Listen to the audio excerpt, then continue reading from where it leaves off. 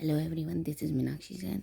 सो मैंने आपके सामने पहले भी वीडियोस बनाई हैं, लेकिन इस बार थोड़ा लेट हो गया, उसके लिए माफ़ी चाहती हूँ। बिकॉज़ कुछ फैमिली इश्यूज़ थे जिसके कारण मैं वीडियो नहीं बना पाई। तो आज से स्टार्ट करते हैं हम ऑडिटिंग। सब first of all I will explain what is the auditing concept. The term audit has been derived फ्रॉम a Latin term odere, which means to hear। जो ऑडिट वर्ड है वो एक लैटिन वर्ड ओडायर से आया है, जिसका मीनिंग होता है टू हियर, सुनना। किसी की प्रॉब्लम को सुनना, किसी की बात को सुनना, या कहीं कहीं फॉल्ट है तो कोई ऑफिसर होगा तो वो वहाँ पर ऑडिटिंग के लिए जाएगा, देखने के लिए जाएगा, चेक करने के जाएगा और उन सब बातों को सुनेगा। Auditing is a systematic examination of books and records of the business in order to ascertain or verify or to report upon the financial operations and result thereof।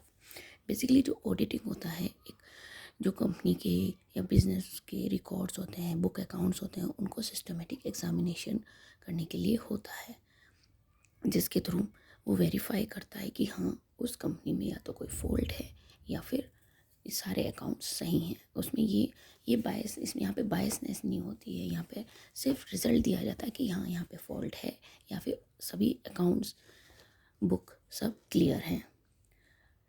So ICAI ने इंस्टीट्यूट ने, जो CA का institute होता है, उसने auditing की कुछ definitions दी हैं जो यहाँ दी गई हैं।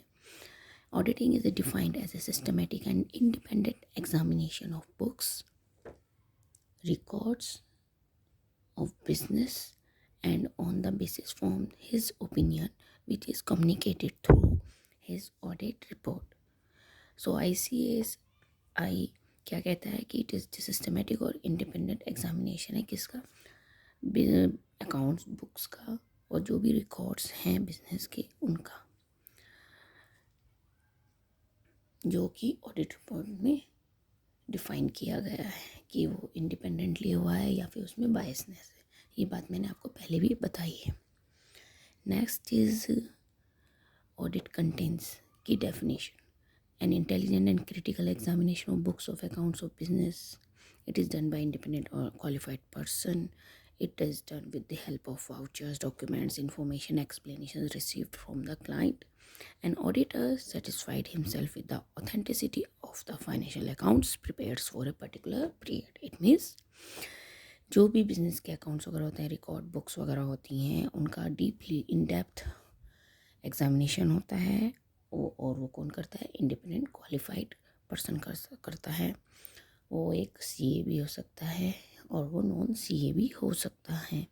और इसमें क्या क्या चेक करते हैं? वाउचर्स, डॉक्यूमेंट्स, इंफॉर्मेशंस, और जो भी क्लाइंट उनको इन्फॉर्मेशन देता है या फिर कोई भी एक्सप्लेनेशन होता है उस रिगार्डिंग, उन सब के थ्रू उसका एग्जामिनेशन होता है। जब तक ऑडिटर सेटिस्फाइड नहीं होता है, वो वहीं उसी जगह रहता है और अकाउंट्स वगैरह और कोई भी कॉपीज़ वो निकलवा सकता है उस पर्टिकुलर पीरियड की, जिस पर्टिकुलर पीरियड में वो प्रॉफिट एंड लॉस हुआ है या बैलेंस शीट तैयार की गई है। फीचर्स क्या हो सकते हैं ऑडिटिंग के? Audit is a systematic scientific examination of book of accounts of business. वही बात है, सिस्टमेटिक एंड साइंटिफिक एग्जामिनेशन को ही हम ऑडिट के, examination of books of accounts and records को ही हम ऑडिट कहते हैं। Audit is the verification of result.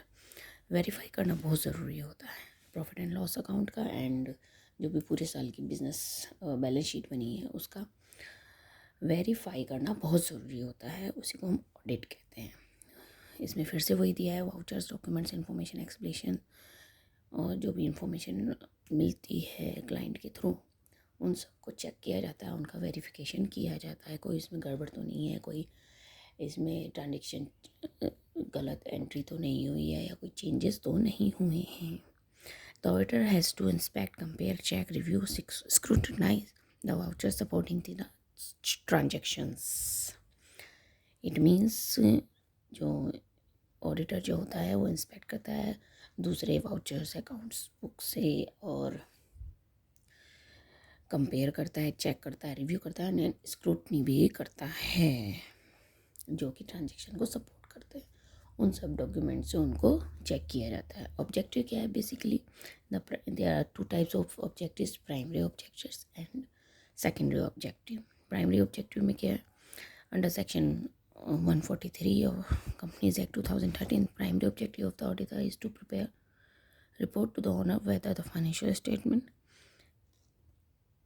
give true and fair view of affair of the company। Primary objective क्या है under section 143 की, उसमें जो भी कंपनी ऑडिटिंग करा रही है, ऑडिटर की रिस्पॉन्सिबिलिटी बनती है कि वो सारी डॉक्यूमेंट्स को चेक करे, उनको वेरीफाई करे, और वो जो कंपनी है उनको इन्फॉर्म करे कि चाहे वो ट्रू एंड फेयर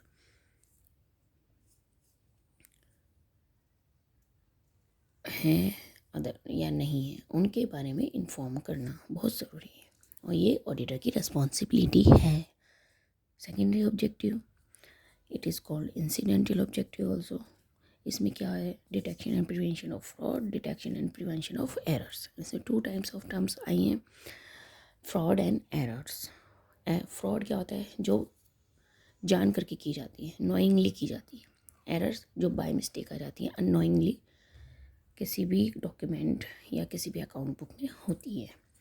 इसमें डिटेक्शन एंड प्रिवेंशन, या बचने के उपाय, और अगर है तो उसे रिमूव कैसे करें। डिटेक्शन मीन्स उसे रिमूव कैसे करें, एंड प्रिवेंशन कि उसे आने ही ना दिया जाए, उसमें कोई डिफ़ॉल्ट हो ही ना। An auditor should keep in mind the possibility of existence of fraud, errors in the accounts as they may be misstate the financial statement. So here you will see that an auditor should keep in mind the possibility of existence of fraud and error in the account. They may misstate the financial statement. Understood? And scope of audit. Scope of audit